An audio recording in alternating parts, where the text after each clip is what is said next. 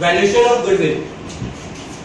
Partnership में जब भी कुछ भी चेंजेस आता है, चाहे प्रॉफिट शेयरिंग रेशियो चेंजेस हो, चाहे नया पार्टनर एडमिशन हो, चाहे रिटायरमेंट हो, चाहे डेथ हो, हमें गुडविल की वैल्यूएशन करना इंपॉर्टेंट होता है।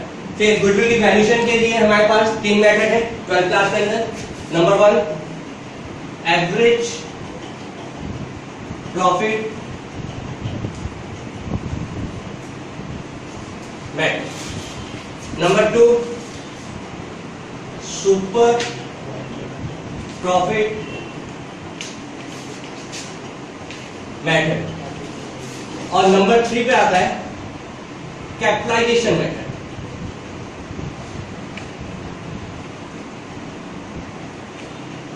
कैपिटलाइजेशन के हमारे पास 2 मेथड है। Number 1 on the basis of average profit, और number 2 on the basis of super profit method. ठीक है, आज की क्लास में हम एवरेज प्रॉफिट मेथड के ऊपर डिस्कस करेंगे। एवरेज प्रॉफिट हम छठी क्लास से एवरेज निकालना सीख रहे हैं, तो वही एवरेज प्रॉफिट का काम करेंगे हम लोग। एवरेज प्रॉफिट निकालना formula, average profit equal to होता है sum of the profit for the given period divided by number of years। ठीक है, एक बार हमारा एवरेज प्रॉफिट आ जाएगा तो गुडविल निकालने के लिए हम लगाएंगे valuation of goodwill equal to होगा average profit into number of year purchases. ठीक है, नोट करो इसको। क्वेश्चन की बनाने के तो बोलो तो चलो भाई, क्वेश्चन नंबर 1 देखो असाइनमेंट में, बुक का एक क्वेश्चन है।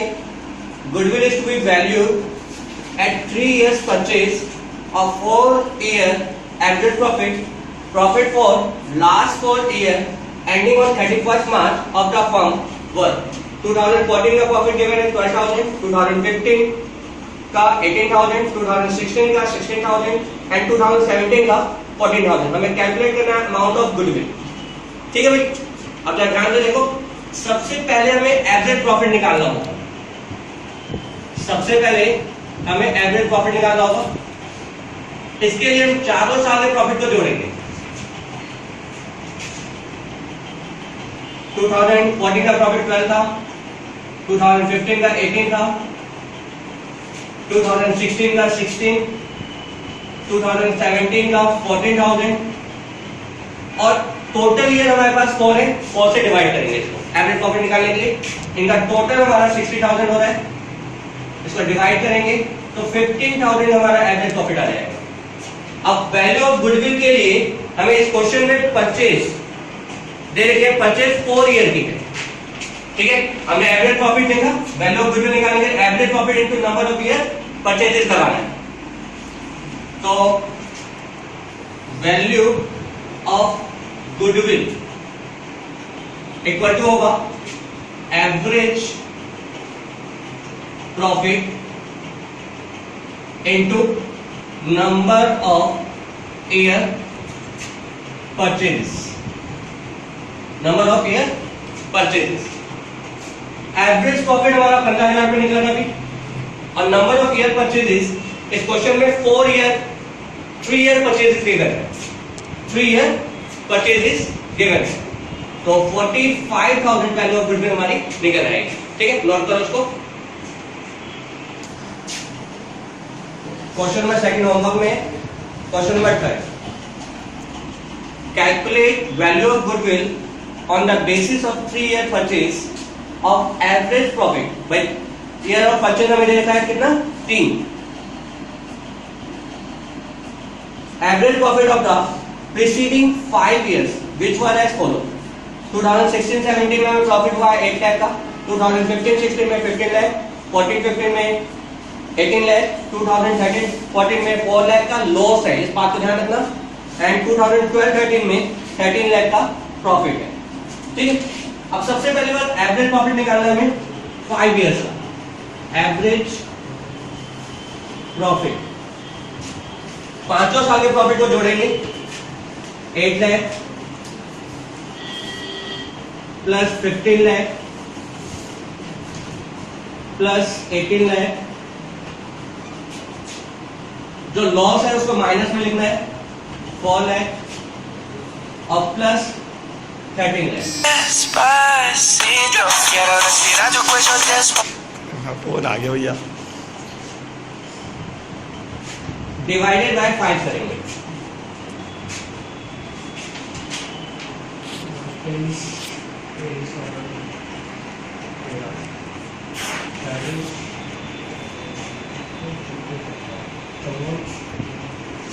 ये आ जाएगा 50 lakh divided by 5 equal to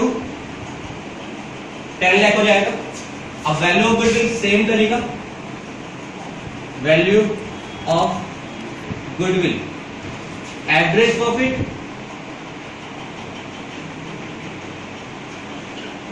into number of year purchase. Average profit हमारे पास 10 लाख का, कितना है भाई, नंबर ऑफ ईयर परचेज कितने हैं, 3 से मल्टीप्लाई कर देंगे, 30 लाख आ जाएगा। ये वैल्यू ऑफ गुडविल है, नोट करो उसको भी, ध्यान से समझो उसको। Calculate the value of firm, value of firm या वैल्यू ऑफ गुडविल बात एक ही है, on the basis of 1.5 year purchase of the average profit of last 3 year। ठीक है, 1.5 year परचेज हमें लेना है, प्रॉफिट हमारा 3 years का है। The profit for the first year was ₹1 lakh, हमें फर्स्ट ईयर का प्रॉफिट दे रखा है 1 lakh. Profit for the second year was twice the profit of first year. ठीक है भाई, profit for the second year was twice the profit of the first year. जो second year का profit हमारा वो फर्स्ट ईयर के प्रॉफिट का twice है, यानी 2 into 1 कर लेंगे तो हमें सेकेंड ईयर का प्रॉफिट मिल जाएगा।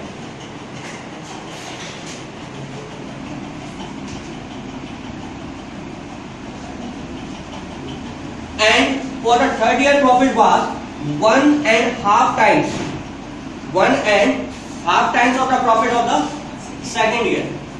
तो थर्ड ईयर का प्रॉफिट हमारा वो 1.5 times है और सेकेंड ईयर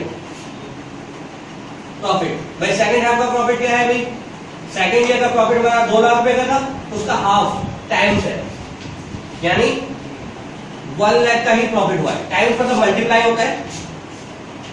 अब सबसे पहले हम एवरेज प्रॉफिट निकालेंगे 3 years का, एवरेज प्रॉफिट 3 years के निकालेंगे तो 1 lakh plus 2 lakh plus 1 lakh divided bye 3। Third year, the third year profit was 1.5 times और the profit of the second year, second year. तो यहां पे mistake, second year, second year,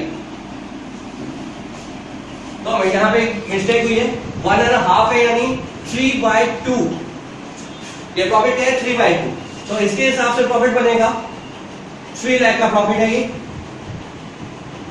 3 lakh का प्रॉफिट है, 1.5 टाइम्स था, ठीक है, 1.5 3/2 बन जाएगा, ठीक है, 3 लाख का प्रॉफिट हो गया। अब इस तरह से प्रॉफिट हुआ हमारा 6 लाख डिवाइडेड बाय 3, तो एवरेज प्रॉफिट हमारा आ जाएगा 2 लाख। बात समझ आ रही है? अब value of goodwill, value of goodwill formula है हमारे पास, average profit into number of year purchases. Average profit हमारा 2 लाख आया इनटू जो नंबर ऑफ ईयर परचेज दे रखा था वो भी क्या था, 1.5 ईयर परचेज था, यानी 1.5 मतलब 3/2। तो इस तरह से हमारा वैल्यू ऑफ गुडविल आ जाएगी 3 है। कोई डाउट किसी को? नोट करो सो। देखो इस क्वेश्चन में कुछ अलग टॉपिक हमारा, अब एक बिजनेस के लिए कुछ एबनॉर्मल होता है, एबनॉर्मल प्रॉफिट होते हैं, एबनॉर्मल लॉस होते हैं। हमें इस क्वेश्चन में ध्यान रखना है, जो एबनॉर्मल लॉसेज होंगे क्योंकि वो रेगुलर बेसिस पे तो होते नहीं है, और हमारे प्रॉफिट एंड लॉस में से उसको डिडक्ट कर लिया जाता है, प्रॉफिट उससे क्या होता है, घट जाता है, तो इसको हम ऐड बैक करेंगे। एबनॉर्मल लॉसेज को हम क्या करेंगे, ऐड करेंगे। अगर कोई एबनॉर्मल प्रॉफिट हुआ है फर्म को तो उसको क्या करेंगे, माइनस कर देंगे नॉर्मल प्रॉफिट बनाने के लिए, ठीक है। तो पहले इस क्वेश्चन के अंदर हम नॉर्मल प्रॉफिट के लिए सोचेंगे, नॉर्मल प्रॉफिट निकालेंगे, उसके बाद average profit and then value of goodwill निकाली जाएगी। क्वेश्चन नंबर 7 देखो, A and B are partners sharing profit in the ratio of 3:2. They decided to admit C as a partner from 1st April 2016 on the following terms. First, C will be given 2/5 of share of profit. C को 2/5 हिस्सा मिलेगा profit के अंदर। Goodwill of the firm will be valued at 2 years purchase of the 3 years normal average profit of the firm. अब profit of the previous 3 years ended 31st मार्च हमें given कर रखे हैं। 2017 का प्रॉफिट है 30,000। After dividend loss of stock by fire ₹40। हर साल किसी भी बिजनेस में आग लगने का सिलसिला नहीं होता, तो ये क्या है, एक तरह का एबनॉर्मल लॉस है, इसको हम क्या करेंगे, ऐड करेंगे। लॉस ₹80,000 हुआ है हमको 2016 में, include voluntary retirement compensation paid ₹1,10,000। भाई कोई भी वॉलंटरी रिटायरमेंट हर साल नहीं लेता, किसी भी बिजनेस में हर साल रिटायरमेंट अपनी मर्जी से नहीं जाती, रिटायरमेंट का एक समय होता है, फिक्स पीरियड होता है, तो यहाँ पे वॉलंटरी रिटायरमेंट का एबनॉर्मल लॉस है, इसको ऐड बैक करेंगे। प्रॉफिट हमें दे रखा है 2015 का 1,10,000, include a gain profit of ₹30,000 on sale of fix asset. एक फिक्स एसेट को सेल करने पे हमें गेन हुआ है, फिक्स एसेट भी किसी बिजनेस में रेगुलर बेसिस पे नहीं बेची जाती, तो एबनॉर्मल गेन है, इसको हम माइनस करेंगे। बात क्लियर है? अब देखो सबसे पहली बात ईयर डाल लो, ईयर हमें दे रखा है 2017, 2016 और 2015। प्रॉफिट और लॉस हमें गिवन करके, प्रॉफिट है हमारा 30,000 का, लॉस को ब्रैकेट में शो करना भाई, नेगेटिव है, और 2015 में हमें प्रॉफिट हुआ है 1,10,000। इसके बाद एबनॉर्मल लॉस एंड गेन लेंगे। एबनॉर्मल लॉस पॉजिटिव शो करने, अब 2017 में जो एबनॉर्मल लॉस हुआ है 40,000 का, loss of stock by fire. उसके बाद 2016 में एबनॉर्मल लॉस है 1,10,000 का, वॉलंटरी रिटायरमेंट कंपनसेशन के लिए। 2015 में हमें एबनॉर्मल गेन हुआ है सेल ऑफ फिक्स एसेट का 30,000, ये नेगेटिव है, इससे हम निकालेंगे नॉर्मल प्रॉफिट। 30,000 प्लस 40,000 70,000 हो जाएगा, 80,000 1,10,000 30,000 हमारा नॉर्मल प्रॉफिट आ जाएगा। 1,10,000 माइनस 30,000 80,000 हमारा नॉर्मल प्रॉफिट आ जाएगा। इन तीनों प्रॉफिट्स को सम कर लेंगे तो 1,80,000 नॉर्मल प्रॉफिट आएगा। Normal average profit, normal average profit निकालेंगे। ये होगा normal profit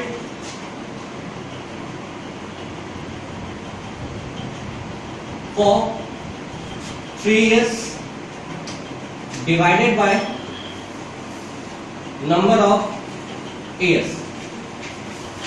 normal profit for 3 years हमें दे रखा है 1,80,000 डिवाइडेड बाय 3 60,000।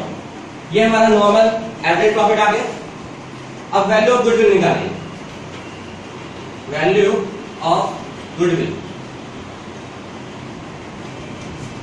इसके लिए normal average profit, average profit into करेंगे नंबर ऑफ ईयर परचेज।